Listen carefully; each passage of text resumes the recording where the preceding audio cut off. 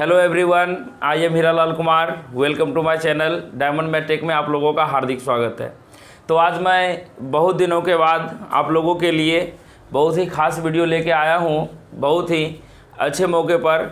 चूँकि अभी कुछ देर पहले एसबीटी ने 6 सेम के रिज़ल्ट को पब्लिश किया है, यानी कि BCECLE के क्राइटेरिया जो पूरे होते हैं उनको फुलफ़िल करने के लिए जो बच्चे अपेयरिंग में होते हैं उनके लिए क्या होता है कि फर्स्ट सेमेस्टर से लेकर 6 सेमेस्टर तक का रिज़ल्ट क्लियर होना चाहिए।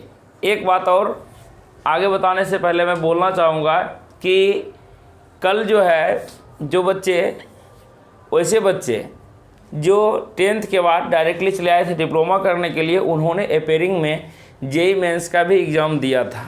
ठीक है, तो इसमें जो है कि 29 तारीख यानी 29 नवंबर को फर्स्ट राउंड के लास्ट डेट थे, जिसमें कि जो जेईई मेंस के थ्रू गए थे काउंसलिंग करवाने के लिए, अगर उन्होंने इंटर नहीं कर रखा था, अगर वो डिप्लोमा कर रहे थे तो उनका रिज़ल्ट यानी कि 29 नवंबर तक तो क्लियर हुआ नहीं था, जिससे कि बच्चे को परेशानी का सामना करना पड़ा।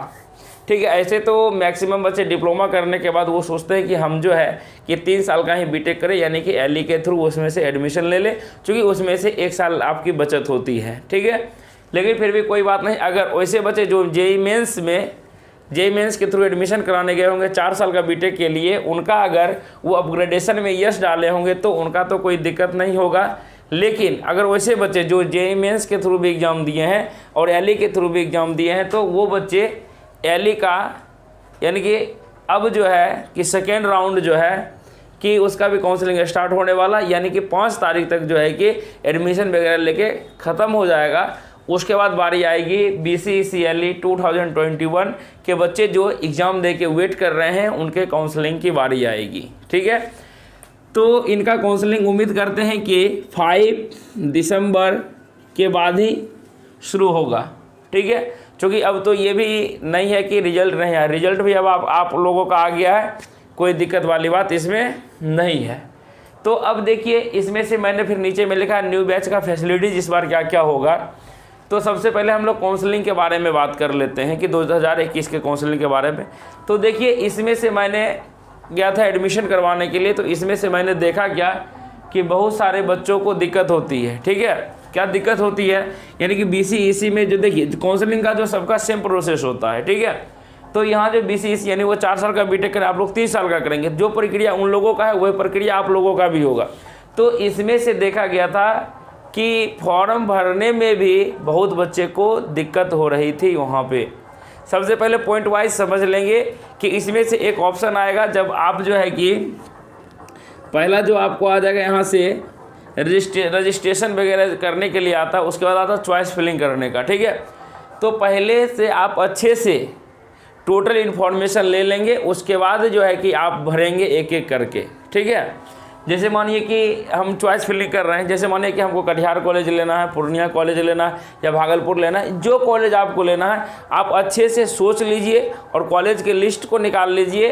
टोटल गवर्नमेंट कॉलेज का लिस्ट निकालिए, उस गवर्नमेंट कॉलेज के लिस्ट को एक लाइन से अच्छे से लिख लीजिए। कि देखिए, अब एक चीज़ और बताना चाहेंगे कि जब काउंसलिंग कीजिएगा तो काउंसलिंग करने में कि मतलब क्या क्या मतलब आपको परेशानी नहीं होना चाहिए, क्योंकि हर बच्चे सोचते हैं कि हमको परेशानी नहीं होना चाहिए। तो सबसे पहले क्या करना है, आपको अपने घर के नज़दीक जो भी कॉलेज मिलेंगे उसको नज़दीक वाला पहला चॉइस फिलिंग कीजिएगा।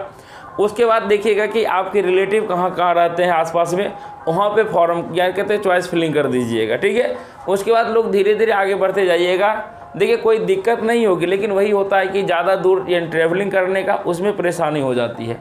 तो देखिए, जब फर्स्ट यहाँ से आप लोगों का भर दीजिएगा अच्छे से, तो फर्स्ट जब अलॉटमेंट लेटर आएगा तो उसमें से एक ऑप्शन आएगा, उसी में होता है कि एडमिशन। ठीक है, तो और एक होता है अपग्रेडेशन करने का ऑप्शन आएगा, अपग्रेडेशन। अब देखिए, अपग्रेडेशन क्या होता है कि इसमें से हमने देखा एडमिशन में कि मैक्सिमम बच्चे जो है कि अगर 50 बच्चे उपस्थित हुए थे तो 50 में से 45 बच्चे ऐसे थे जिन्होंने अपग्रेडेशन में यस कर रखा था, 5 ही बच्चे ऐसे थे जिन्होंने एडमिशन लेने के लिए आए थे।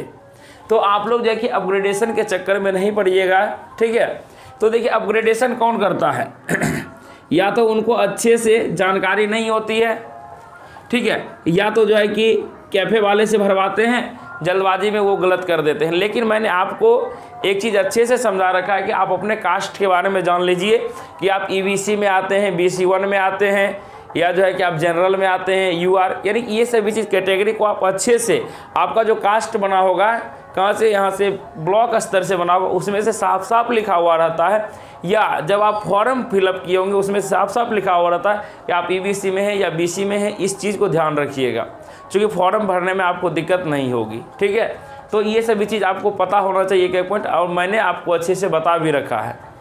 जब ये चीज़ हो जाएगा तो अब अपग्रेडेशन में यस और नो करने का बारी किसका आता है। तो देखिए अब जो है कि वहाँ पर जो है कि सब तो पढ़े लिखे हुए इंसान बैठे हुए हैं, तो वो अपग्रेड यहाँ से आप अपने रैंक के अनुसार कॉलेज को चूज़ कीजिएगा, ठीक है। मानिए जिनका भी 2000 के पार है या 1200 या जो भी रैंक है, वो क्या करेंगे, मानिए वो सिविल ब्रांच लेना चाहते हैं, तो वो सोचेंगे क्या कि हमको टॉप 15 कॉलेज के अंदर में ही मिले। जो इनका एक रैंक है वो भी यही सोचेंगे, जिनका बहुत सारा रैंक वो भी सोचेंगे टॉप कॉलेज में एडमिशन के लिए। तो लेकिन ये बस सोचेगा कि मिलेगा या नहीं मिलेगा, ये खुद में डिसाइड नहीं करना आपको। ये करना क्या है आपको कि आप अपने अनुसार भरते जाइएगा। जैसे माने कि जिनको भागलपुर पसंद है भागलपुर भर दीजिए, मुजफ्फरपुर पसंद है मुजफ्फरपुर भर दीजिए, दरभंगा भर दीजिए, इसी तरीके से कंटिन्यू आप बढ़ते जाइएगा, ठीक है। मिलना ना मिलना वो अलग बात है।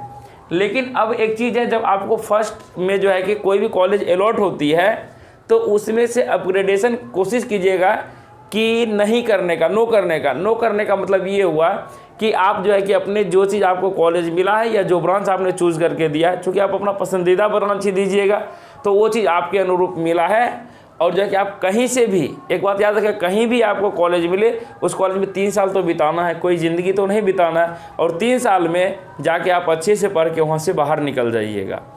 तो अब देखिए कॉलेज कोई भी ख़राब नहीं होता है, बच्चे जो होते हैं कि उसमें से बच्चे पर डिपेंड करता है कि कॉलेज को कैसा बनाना है।